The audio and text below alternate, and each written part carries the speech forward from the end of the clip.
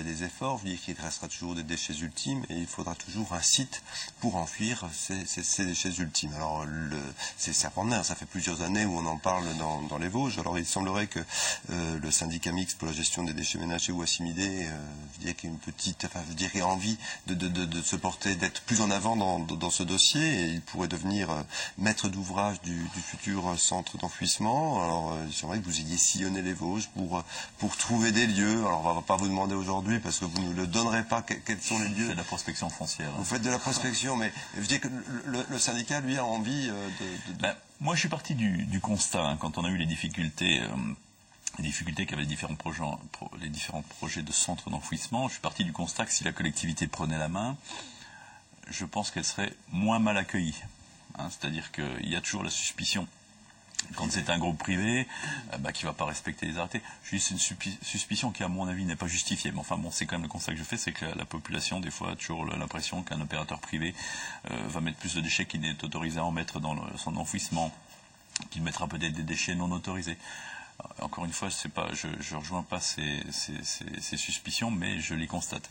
Donc on est parti du principe que si la collectivité prenait la main sur ce dossier, d'une manière ou d'une autre, le projet serait peut-être mieux accueilli. Donc j'avais à l'époque le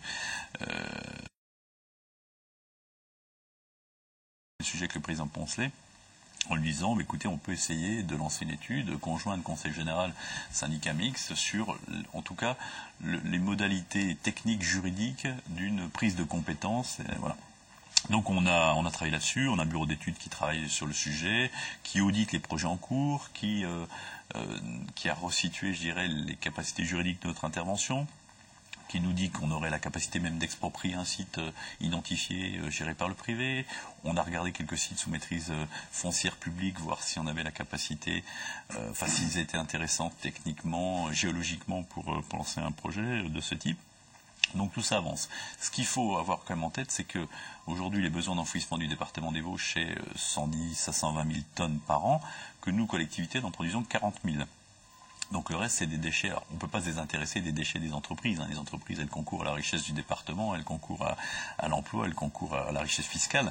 Mais en attendant, c'est vrai qu'on n'a pas la maîtrise de ces déchets. Ils ne nous appartiennent pas en quelque sorte. Ils appartiennent aux entreprises privées. C'est très difficile de se censer concurrencer un site privé avec des déchets qui sont d'origine purement privée. Donc ça fait partie des difficultés juridiques du dossier. Et c'est vrai aussi qu'on est dans une logique, on parlait de prévention tout de suite, la prévention devrait aboutir à des capacités d'enfouissement qui devraient diminuer. Je disais 40 000 tonnes. Si on fait bien notre travail, j'espère qu'entre 2015 et 2020, on va arriver à 20 000 tonnes de besoin d'enfouissement. Donc voilà, donc toute la réflexion elle est à ce niveau-là.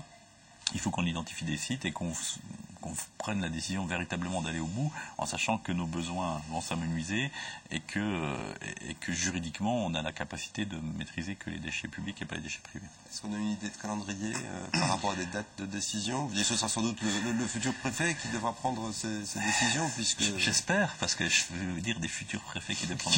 Il y en a eu plusieurs. On en a eu le troisième ou le quatrième.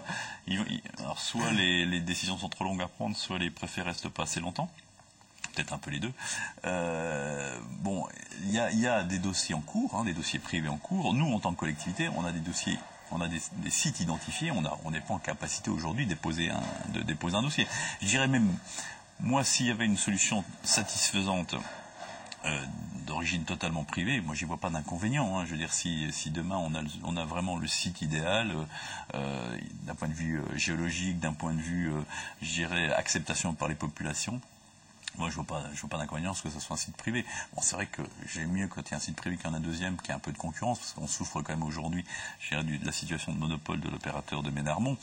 Mais l'important, c'est qu'on ait une solution pérenne pour traiter les déchets des Vosgiens dans les mois à venir, quoi. Après, le calendrier, je me hasarderai pas sur un calendrier.